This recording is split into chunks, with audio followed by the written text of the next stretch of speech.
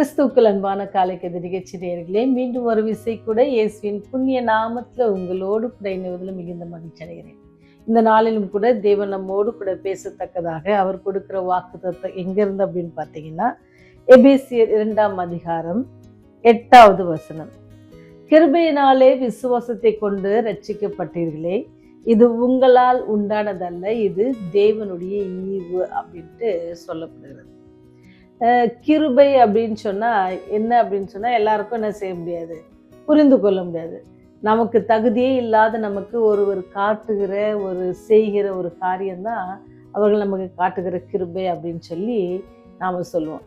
சரி, இதை எப்படி ஒரு பள்ளி கல்லூரி மாணவர்களுக்கு புரிய வைக்கணும் அப்படின்னு சொல்லி ஒரு ஆசிரியர் முற்பட்டார். அவர் பாடங்களை நடத்தினோடனே உங்களுக்கு எல்லாருக்கும் தெரியும்ல, ஒரு பாடம் நடத்துனாங்க அல்லது ஒரு செமஸ்டர் போகுது அப்படின்னு சொன்னால் அவங்க என்ன செய்வாங்க அப்படின்னு சொன்னால் பரீட்சை வைப்பாங்க. பரீட்சை வச்சு பார்ப்பாங்க எப்படி இருக்கிறாங்க பிள்ளைங்க அப்படின்னு சொல்லி, எப்படி நம்ம கற்றுக் கொடுத்த பாடங்களை படித்திருக்கிறாங்க அப்படின்னு சொல்லி தேர்வு வைப்பாங்க. அப்படி அந்த தேர்வு வைக்கும் பொழுது என்ன நடந்துச்சுன்னா, இந்த ஆசிரியர் இந்த பிள்ளைகள் கிருபையை பற்றி பேசும்போது அவங்க சொன்னாங்க பிள்ளைங்களுக்கு புரியலை, சரி அதை புரிய வைக்கணும் அப்படின்னு சொல்லி அந்த ஆசிரியர் என்ன செஞ்சார் சொன்னால் ஒரு கேள்வித்தாளை தயார் செய்தார். கேள்வித்தாளை தயார் செய்யும்போது பார்த்தீங்கன்னா அதுவே ஒரு 3-4 பக்கங்களை கொண்ட கேள்வித்தாளாக இருந்துச்சு. அதை வாசிக்கும் போது ஃபர்ஸ்ட் லைனில் என்ன இருந்துச்சு அப்படின்னு சொன்னால், கேள்வித்தாள் ஆரம்பித்த போது அதில் என்ன எழுதியிருக்கிறார் அப்படின்னு சொன்னால், இந்த கேள்வித்தாளை முழுவதுமாக வாசித்த பிறகு பதில் அளிக்கவும் அல்லது உங்களுடைய ஆன்சரை எழுதுங்க அப்படின்னு சொல்லி அதை ரொம்ப அழகாக போடுச்சு. என்னடா இது, கொஸ்டின் பேப்பர் இவ்வளோ பெருசாக இருக்குது, இதை வாசிக்கிறதுக்கே டைம் போயிடும், நமக்கு இருக்கிறது என்னது 3 hours தான், இந்த கொஸ்டின் பேப்பரை வாசிக்க அட்லீஸ்ட் 1 மணி நேரமாக அது ஆகிடும், அப்போ நம்ம 2 மணி நேரத்தில் என்னத்தை எழுத முடியும் அப்படின்னு சொல்லி சில நல்ல படிக்கிற மாணவர்கள் ரொம்ப பிரயாசத்தோடு நிறைய படிச்சுட்டு வந்திருப்பாங்களே, எழுதணுன்ட்டு ஆசையாக இருக்கிறாங்க. இவர் என்ன ஃபஸ்ட்டு பார்க்குறாங்க, 2-3 கேள்வி தெரிஞ்சதாகவே இருக்குது, இவர் என்ன எல்லாத்தையும் படிச்சுட்டு எழுத சொல்கிறாரு அப்படின்னு சொல்லி நல்லா படிக்கிற பிள்ளைங்க என்ன செஞ்சாங்கன்னா, சரி நம்ம தெரிஞ்ச கேள்வியெல்லாம் எழுதிட்டே போவோம், கடைசியில் அதில் டைம் பார்த்துக்கலாம் அப்படின்னு சொல்லி சிலர் என்ன செஞ்சாங்கன்னா ஆரம்பிச்சிட்டாங்க. கொஞ்சம் படிப்பில் ரொம்ப கவனம் செலுத்தாத பிள்ளைகள் கொஸ்டின் பேப்பரை பார்த்தாங்க, இவ்வளோ பெரிய கொஸ்டின் பேப்பருக்கு நான் என்ன செய்யணுமா, ஆன்சர் பண்ணணுமா அப்படின்னு சிலர் யோசித்தாங்க.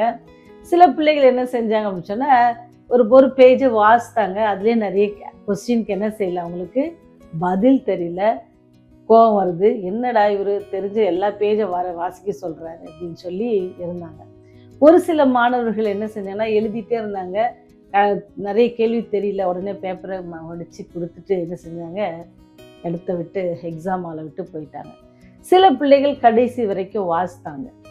கடைசி வரைக்கும் அவங்க வாசிக்கும் பொழுது என்ன நடந்துச்சு அப்படின்னு சொன்னால், கடைசியில் என்ன எழுதிருந்துச்சு அப்படின்னு சொன்னால், முதல் 2 பக்கங்களையும் வாசித்து விட்டு சிலர் என்ன செஞ்சாங்க, கோபம் வந்து எந்திரிச்சு போயிட்டாங்க, இதை வாசிட்டே இருந்தால் எனக்கு நேரம் இருக்காது. ஒரு சில மாணவர்கள் ரொம்ப பொறுமையோடு ஆசிரியர் சொன்ன அந்த முதல் என்ன சொன்னாங்கன்னா அந்த இது என்ன செஞ்சாங்க, தொடர்ந்து வாசித்தே வந்தாங்க. கடைசி கேள்வி கடைசி பக்கத்தில் இருந்துச்சு, நீங்கள் இது எல்லாவற்றையும் வாசித்திருப்பீங்க அப்படின்னு சொன்னால் இப்பொழுது உங்கள் பெயர்களை மாத்திரம் வினாத்தாளில் எழுதி உங்கள் கையொப்பம் இடவும் அப்படின்னு சொல்லி போட்டிருந்துச்சு. இப்போ ரொம்ப பிள்ளைங்களுக்கு சிலருக்கு அதை வாசித்த பிறகு நம்பிக்கை வரல, இது நிஜம்தானா, கண்டிப்பாக நமக்கு கிரேடு கொடுப்பாரா, அதில் போட்டிருந்தாங்க இவங்களுக்கு A கிரேடு கிடைக்கும் அப்படின்னு சொல்லி. இத்தனை 4 பேஜில் இருக்கிற கொஸ்டின்ஸ்க்கு ஒன்றுத்துக்குமே நீங்கள் ஆன்சர் பண்ண வேண்டாம், கடைசியாக அந்த என்னது உங்கள் பெயர்களை எழுதி கையெழுத்திடுங்கள் அப்படின்னு சொல்லியிருந்தார்ல, சைன் பண்ண சொல்லியிருந்தாங்களா, அதை மட்டும் எழுதுனீங்க அப்படின்னு சொன்னால் உங்களுக்கு A கிரேட் தரப்படும் அப்படின்னு சொல்லி யாரெல்லாம் அதை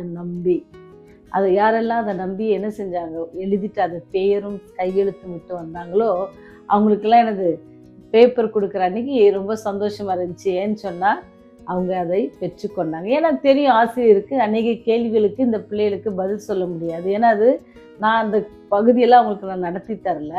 ஆனாலும் அதை பார்த்து விட்டு என்ன செஞ்சிடக்கூடாது, அந்த பிள்ளைங்க ஏமாந்து போயிடக்கூடாது அப்படின்னு சொல்லி அவருக்கு தெரியும் இந்த பிள்ளைங்க எப்படி ஃபாலோ பண்ணுறாங்க, நம்ம இன்ஸ்ட்ரக்ஷன் எப்படி ஃபாலோ பண்ணுறாங்க அப்படின்னு சொல்லி பார்க்குறாங்க.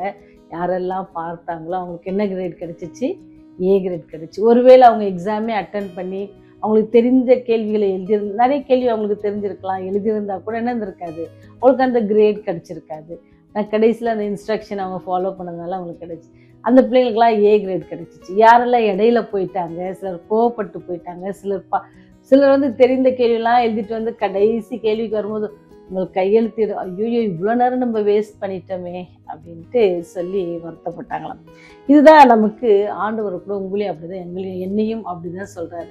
நீங்கள் ரொம்ப கஷ்டப்பட தேவையில்ல, எனக்கு இதை பண்ண முடியலையே, அதை பண்ண முடியல, ஆண்டவருக்காக நான் இதை செய்ய முடியலையே அப்படின்னு சொல்லி நீங்கள் வருத்தப்படாதபடிக்கு ஆண்டவர் உங்களை என்ன எப்படி அழைக்கிறாருன்னா, கிருபையினால நம்மளை ரட்சிக்க அவருக்கு ஆயத்தமாக இருக்கிறார். நீங்கள் என்ன செய்ய தேவையில்ல, நடைப்பிரயாணம் செய்ய தேவையில்ல, நீங்கள் வேல் குத்த தேவையில்ல, நீங்கள் உங்களையே வருத்தி கொள்ள தேவையில்ல. அவர் மேலே நம்ம நம்பிக்கை வச்சோன்னு சொன்னால், அவர் சொன்னபடி நம்ம செய்வோம் அப்படின்னு சொன்னால், அவர் நமக்கு காட்டின பாதையில் நம்ம நடப்போம் அப்படின்னு சொன்னால், நமக்கு ரட்சிப்பு எப்படி கிடைக்குதா, இலவசமாக அவர் தர காத்திருக்காரு. எப்படி அந்த ஆசிரியர் அந்த பிள்ளைகளுக்கு, அது வந்து அவருடைய கிருபை. அந்த ஆசிரியர் மனசு வச்சதுனால தான் என்னது, ஒன்றுமே எழுதாம என்னது அவங்களுக்கு ஏ கிரேட் கிடைச்சிச்சு. அதே போல் நீங்களும் நானும் நம்ம ரட்சிக்கப்படுவதற்கு நம்ம எதுவுமே செய்ய தேவையில்ல. நான் செய்ய வேண்டியது என்னன்னு சொன்னால், விசுவாசிக்கணும். கிருபையினாலே என்ன செஞ்சீங்க, ரட்சிக்கப்பட்டீங்களா? எதனால? விசுவாசத்தை கொண்டு நம்ம விசுவாசிக்கணும். ஆண்டவரை நம்ம விசுவாசிப்போம் அப்படின்னு சொன்னால் நம்ம என்னது, ரட்சிக்கப்படுவோம். இது நம்மளால எதுவுமே பண்ண முடியாது, அது ஆண்டவருடைய ஈவு.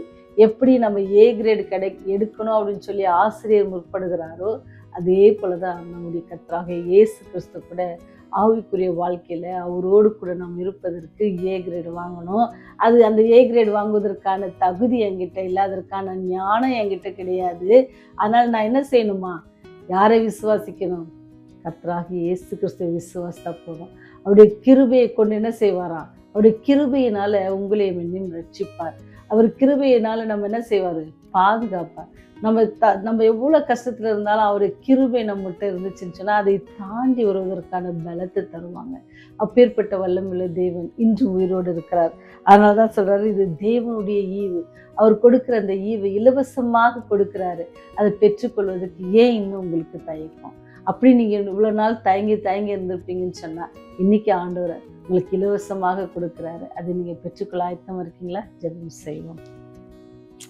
கிருபை உள்ள தேவனே, நீ இலவசமாய் உமது கிருபையினாலே தருகிற, அல்லது எங்களை பாதுகாக்க வேண்டும், எங்களை ரட்சிக்க வேண்டும் என்று நீர் பிரயாசப்படுகிற அந்த ஈவை பெற்றுக்கொள்வதற்கு நாங்கள் இன்று உண்மையில் விசுவாசத்தோடு இருக்க எங்களை பாதுகாத்து கொள்ளுங்க. நாங்கள் அதை ஆண்டவரே ஏனோ தானோ என்று விட்டுவிடாதபடிக்கு உங்களுடைய அன்பை உணர்ந்தவர்களாக இந்த ரட்சிப்பின் திட்டத்தில் ஆண்டவரே பரலோகத்தில் உம்மோடு கூட நாங்கள் நித்தியமாக வாழ்வதற்கு உண்மையே நீர் தியாகம் செய்திருக்கிறீர் என்பதை நாங்கள் விசுவாசித்து எங்களை உங்களுடைய பாதத்தில் ஒப்பு கொடுக்க கிருபை செய்யுங்க. அப்படி யாராவது மனதில் வேண்டிக் கொண்டு நாங்களை ஒப்பு கொடுக்க ஆயத்தமாக இருப்பாங்க சொன்னால், நீங்கள் அவங்களை தொடுங்க ராஜா. ஆவியானவர் கொண்டு அவங்களே வழி நடத்துங்க. இந்த நாள் முழுவதும் நாங்கள் உங்களுக்கு பிரியமாக இருக்க கிருபை செய்யுங்க. குற்றம் குறைகளை மன்னித்தள்ளுங்க. ராஜ்யம் வருவது நிலைத்தள்ள வேண்டுமா இயேசுவின் வழியை ஜெபிக்கிறோம் ஜீவனுள்ள நல்ல தகப்பனே, ஆமென்.